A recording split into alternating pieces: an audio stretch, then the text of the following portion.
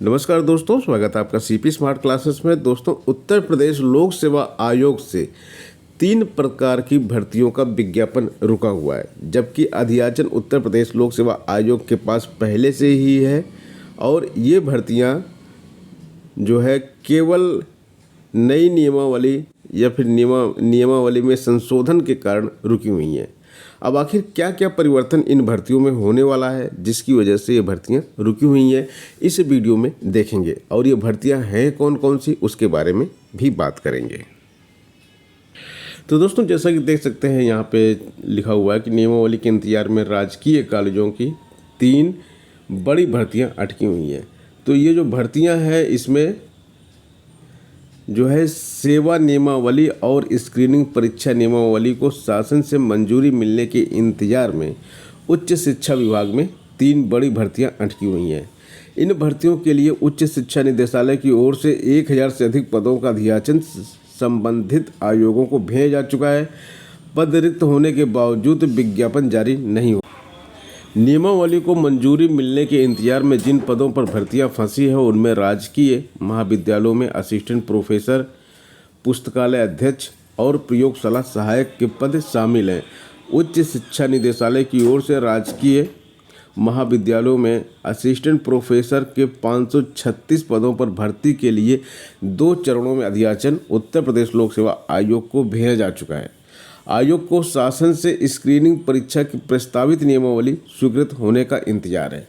इसमें देखिए क्या करना है, क्या चेंज होना है। ये गवर्नमेंट डिग्री कॉलेज जीडीसी में असिस्टेंट प्रोफेसर की भर्ती से ये वैकेंसी जानी जाती है। यानी कि गवर्नमेंट डिग्री कॉलेज जो होते हैं, राजकीय डिग्री कॉलेज जो होते हैं, उसमें ये भर्ती होनी है।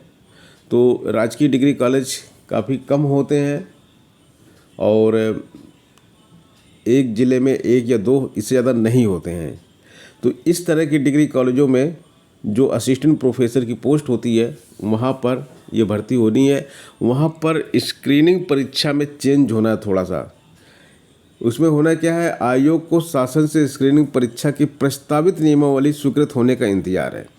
आयोग ने 4 माह पहले प्रस्ताव भेजा था। इस प्रस्ताव के तहत अब असिस्टेंट प्रोफेसर के पद पर होने वाली भर्ती में स्क्रीनिंग परीक्षा के अंक भी जुड़ेंगे, जबकि पहले स्क्रीनिंग परीक्षा केवल छंटनी के लिए होती थी और अभ्यर्थियों का चयन इंटरव्यू में मिले अंकों के आधार पर होता था।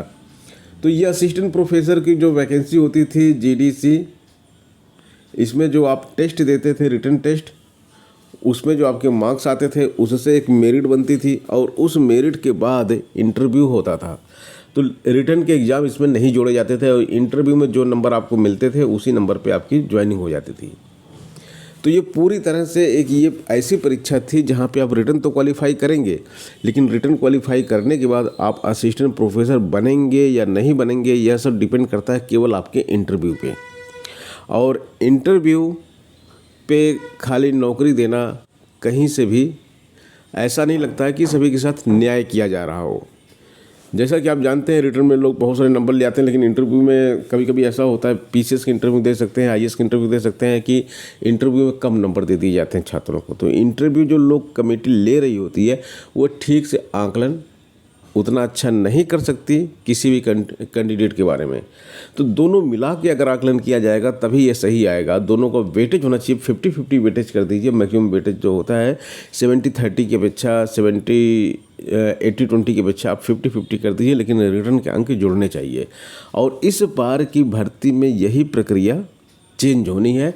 इसका प्रस्ताव उत्तर प्रदेश लोक सेवा आयोग ने शासन को भेजा हुआ है, लेकिन शासन उसको 4 महीना से लेके बैठा हुआ है, उसको मंजूरी नहीं दे रहा है। जैसे ही उसको मंजूरी देगा, ये 586 पद हैं, 536 पद हैं, इसकी वैकेंसी तुरंत आ जाएगी। तो 536 पद जो शिक्षकों की सबसे बड़ी नौकरी है, उसकी वैकेंसी केवल और केवल शासन के ठीक तरह से काम ना करने के कारण रुकी हुई है। 4 महीने से शासन ने इस पर कोई एक्शन नहीं लिया है।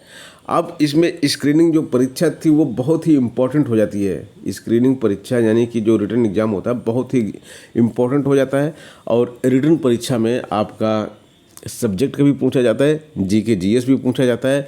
तो इसका जीके जीएस जो होता है, वो जो पोर्शन होता है जीके और जीएस वाला, वो करीब आपका 30 नंबर का आता है और 120 नंबर आपका सब्जेक्ट का आता है। 150 नंबर का पूरा पेपर होता है। इस 150 नंबर के पेपर के लिए ये 30 नंबर जो होता है ये कॉमन होता है, सभी विषय के स्टूडेंट के लिए होता है। और इस 30 नंबर के पेपर के लिए एक कोर्स CP स्मार्ट क्लासेस पे उपलब्ध है। आप CP स्मार्ट क्लासेस का मोबाइल ऐप डाउनलोड करके इस कोर्स की जानकारी ले सकते हैं। और अगर आपको इस भर्ती की तैयारी अगर आप कर रहे हैं और GK GS वाले कोर्स की जानकारी लेनी है तो 829 922 6960 नंबर पे भी व्हाट्सएप के माध्यम से संपर्क कर सकते हैं। आगे बात करते हैं दूसरी भर्ती।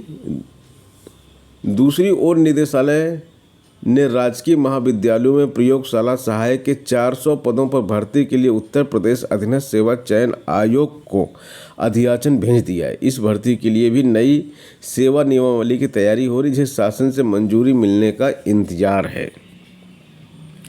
तो एक तो हो गई ये प्रयोगशाला सहायक की वैकेंसी, और दूसरी हो गई आपकी असिस्टेंट प्रोफेसर की वैकेंसी, और एक और वैकेंसी है, तीसरी वैकेंसी है वो भी जो है आपके पुस्तकालय अध्यक्ष की जो वैकेंसी है, पुस्तकालय अध्यक्ष, प्रयोगशाला सहायक और असिस्टेंट GDC कॉलेज में, गवर्नमेंट डिग्री कॉलेज में असिस्टेंट प्रोफेसर की भर्ती। तो असिस्टेंट प्रोफेसर में स्क्रीनिंग टेस्ट और प्रयोगशाला और पुस्तकालय अध्यक्ष में नियमावली ही नहीं है। उत्तर प्रदेश लोक सेवा आयोग के पास से नियमावली है ही नहीं, और उसके पास अधियाचन भेज दिया गया है कि आप भर्ती कीजिए। भर्ती कहाँ से करेगा उत्तर प्रदेश लोक सेवा आयोग? विज्ञापन कैसे जारेगा? जब उसको नियमावली मिलेगी तभी तो विज्ञापन जारी करेगा। तो इसकी नई नियमावली बन रही है जो कि शासन के स्तर पे काफ़ी दिन से अटकी हुई है। तो ये 3 भर्तियां तो वो हो गई जो उच्च शिक्षा विभाग की हैं। इसके अलावा आप जानते ही हैं कि LT ग्रेड की वैकेंसी और असिस्टेंट उसकी लेक्चरर वाली वैकेंसी जो है, PGT जिसको बोलते हैं, लेक्चरर की वैकेंसी, वो भी यहाँ पे रुकी हुई है। तो इस तरह से कई वैकेंसी जो है उत्तर प्रदेश लोक सेवा आयोग के पास रुकी हुई हैं, और इसमें जो काम करना है वो शासन को करना है। RO ARO की वैकेंसी, BEO की वैकेंसी, BEO की वैकेंसी का अध्याचन भी उत्तर प्रदेश लोक सेवा आयोग के पास है, लेकिन शासन की तरफ से आहर्ता विवाद सॉल्व नहीं किया जा रहा है, तो वो भर्ती भी रुकी हुई है। LT ग्रेड, प्रवक्ता की भर्ती, सब वैकेंसी रुकी हुई है। इसमें उत्तर प्रदेश लोक सेवा आयोग की कोई गलती नहीं है, बार बार रिमाइंडर भेज रहा है, लेकिन शासन स्तर से कुछ किया ही नहीं जा रहा है।